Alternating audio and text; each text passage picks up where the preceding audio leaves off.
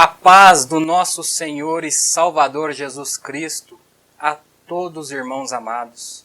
Estamos dando início a um novo trimestre de ensino bíblico das escolas dominicais, lições para a classe de adolescentes para o ano de 2022. A lição de número 1, Panorama dos Evangelhos Sinóticos.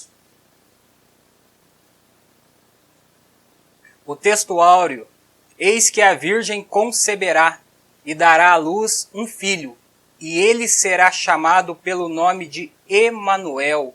Mateus, capítulo 1, verso de número 23.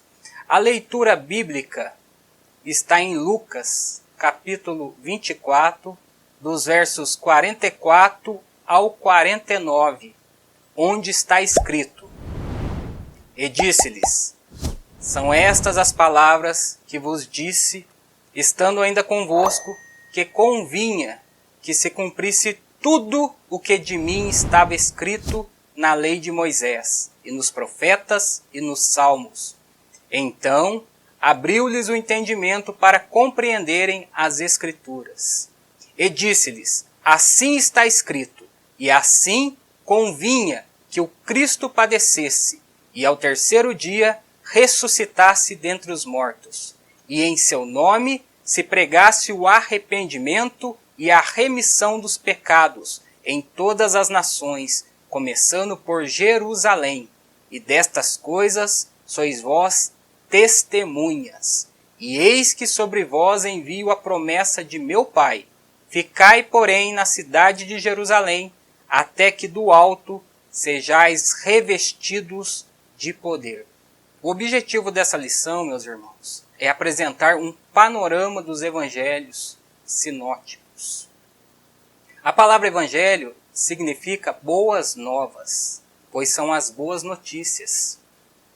Ela sempre está adiante do homem caído nos seus pecados e ofensas.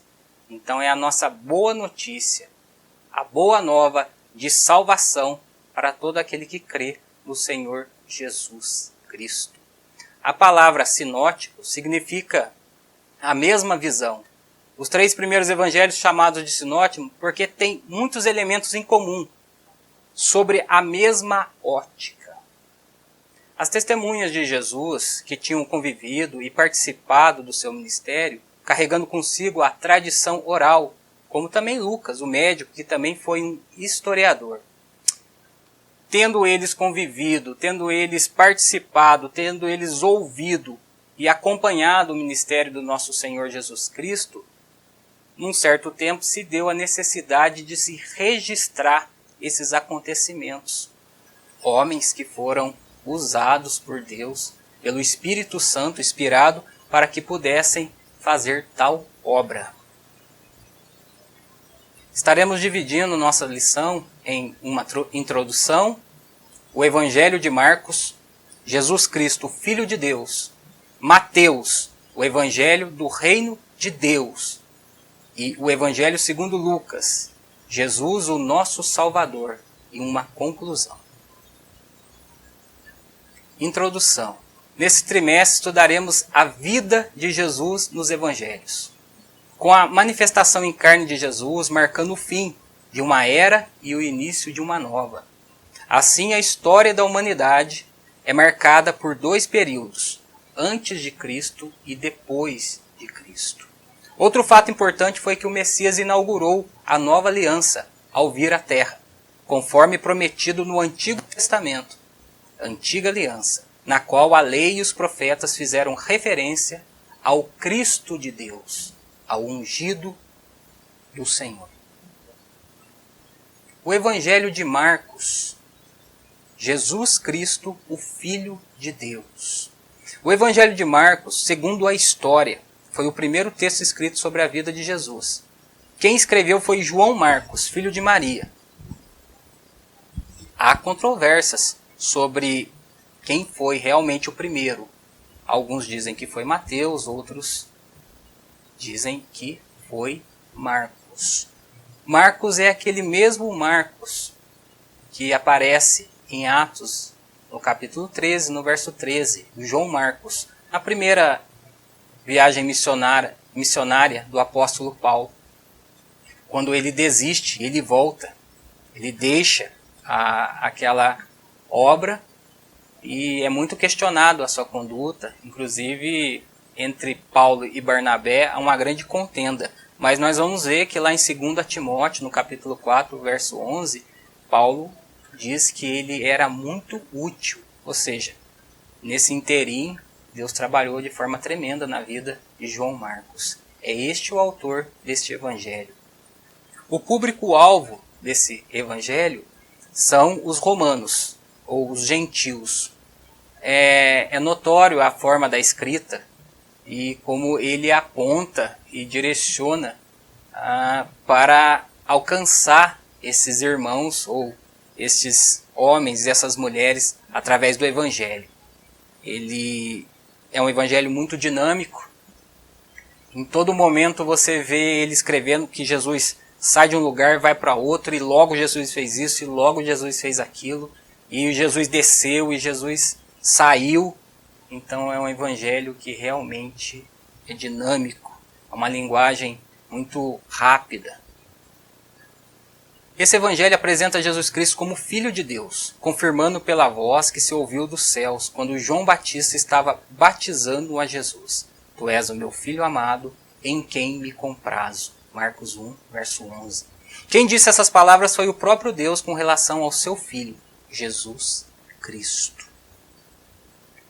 Outro fato a ser observado são as curas que Jesus operou, sarando pessoas com lepra, paralíticas, mão mirrada e muitas outras maravilhas, como libertação e multiplicações de pães e peixes. Tudo isso denota a divindade de Cristo, sendo Filho de Deus, pois ninguém poderia fazer tais milagres se a mão de Deus não estivesse sobre ele. Jesus chamou inúmeras vezes Deus de Pai, assim como o próprio Deus o apresentou aos outros como seu Filho amado no batismo. Porém, o extraordinário é que podemos ser irmãos de Cristo, pois ele é o primogênito de Deus, e se fizermos a vontade de Deus, seremos seus irmãos, filhos de mesmo Pai. O foco de João Marcos, ou a grande ênfase, era realmente inculcar na mente, nos corações desses homens e dessas mulheres, essa divindade de Jesus como Filho de Deus, como o Senhor. Dando prosseguimento, no segundo tópico, Mateus, o Evangelho do Reino de Deus. Mateus também narra os acontecimentos da vida de Jesus, porém ele escreve para o público judeu, que tinha conhecimento das leis de Deus. Por isso o autor apresenta Cristo por meio do reino de Deus, demonstrando que a profecia do Antigo Testamento sobre o rei, desejado e aguardado pelos judeus, era o próprio Jesus Cristo, filho de Davi. Nesse sentido, a intenção era mostrar e comprovar Cristo, que significa ungido. Por isso que Simão Pedro expressou por revelação dos céus: Tu és o Cristo, o Filho do Deus vivo. Mateus 16, versículo 16. Mateus, ele era judeu, na verdade ele era um cobrador de impostos. Quando Jesus lhe chama, ele era chamado por Mateus, mas também por Levi. Então o alvo, o público dele, o propósito onde Deus usou a vida dele para assim fazer as narrações e a escrita foi alcançar os judeus.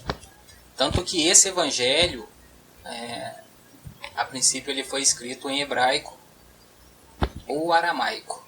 Posteriormente ele foi transcrito para o grego, pois era a língua utilizada na época.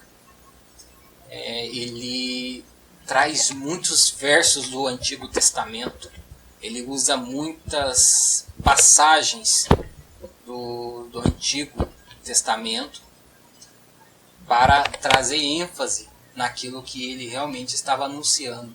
Ele traz passagens dos profetas de Isaías, de Jeremias, Oséias. Ele usa todo o arsenal possível para trazer e convencer aqueles que eram judeus da sua nação.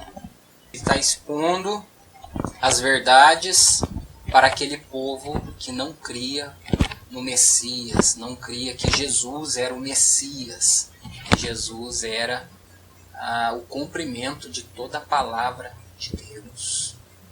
Mateus registra a genealogia de Jesus Cristo a partir de Abraão, pois a promessa dizia que o Messias viria da descendência dele. E também de Davi, pois o rei seria filho de Abraão e filho de Davi. Mateus 1,16. Mateus apresentou Jesus como o rei que viria de Deus, e assim se fez. Entretanto, seu reino não viria com aparência exterior, pois não é deste mundo, mas espiritual, celestial e de domínio do próprio Deus sobre os corações dos seus filhos. Em Mateus, no capítulo 22, existe um embate onde o próprio Senhor Jesus pergunta aos fariseus, dizendo: de quem o Cristo és filho? E eles respondem dizendo: é de Davi. E Jesus diz a eles: como o Cristo é filho de Davi, sendo que Davi em espírito disse o Senhor ao meu Senhor, assenta-te à direita assenta à direita do meu trono, até que eu ponha teus inimigos por escabelo dos teus pés. Isso está em Salmos 110, a partir do verso 1. Ora, nessa passagem fica bem claro que eles não entendiam que o Messias, ou o ungido que viria, seria o próprio Deus. No entendimento dos judeus, eles entendiam que Jesus, no caso o Messias, seria um rei que governaria sobre eles e traria a salvação do povo. Contudo, a mente deles não estavam capturando a excelência do plano e dessa excelente salvação que Deus havia preparado, pois o próprio Deus é o Messias. O próprio Criador, o próprio Senhor é o Deus Todo-Poderoso. Então, Davi em espírito disse o Senhor ao meu Senhor. E a partir daquele momento, eles já não questionavam mais Jesus. Eles já não interrogavam Jesus. Porque o Senhor apresentou a eles essa verdade gloriosa que não passava por seus corações. O terceiro tópico, o Evangelho segundo Lucas. Jesus, o nosso Salvador. Lucas não era judeu, mas um médico, gentil. Lucas era grego. Sua intenção era demonstrar que Jesus é o Salvador. Ele apresenta a genealogia de Cristo com a origem em Adão, o primeiro homem da terra. Lucas expressa literalmente que Adão veio de Deus. Lucas 3, verso de número 38. Sendo assim, Jesus, o Salvador, veio também para nós, considerados gentios, e não somente para os filhos de Abraão, os judeus na carne, mas para todos, pois somos filhos de Deus, vindos de Adão, o primeiro homem. A salvação não é exclusividade dos judeus. E por esta razão Jesus teve grandes debates com os fariseus e escribas, por meio das parábolas ou até mesmo abertamente, os quais se enfureceram ao perceber que a salvação não era exclusividade sua, mas acessível a todo aquele que crê. Podemos estar destacando Lucas 11, do verso 37 ao 54, se os irmãos puderem ler em classe de aula. Em Lucas 24, 46 e 47, está escrito que o Cristo deveria padecer e ao terceiro dia ressuscitar, que em seu nome deveria se pregar o arrependimento e a remissão dos pecados em todas as nações, começando em Jerusalém. Assim, sendo fiéis testemunhas, os discípulos foram impulsionados a pregar o Evangelho com o auxílio do Espírito Santo em todas as partes da terra. Cabe ressaltar que somos privilegiados, pois como gentios fomos alcançados e salvos por Jesus. E agora essa missão de ganhar as nações para Cristo está em nossas mãos. A conclusão. Marcos, Mateus e Lucas enfocam que Jesus é o Filho de Deus, o Rei e nosso Salvador. No Evangelho temos o cumprimento das profecias do Antigo Testamento a respeito do Messias, o ungido de Deus, Jesus Cristo, o Salvador do mundo, aquele que nos libertou e trouxe esperança e alegria por sermos participantes do reino de Deus. Que Deus abençoe a todos, irmãos amados. A paz do Senhor Jesus. Amém.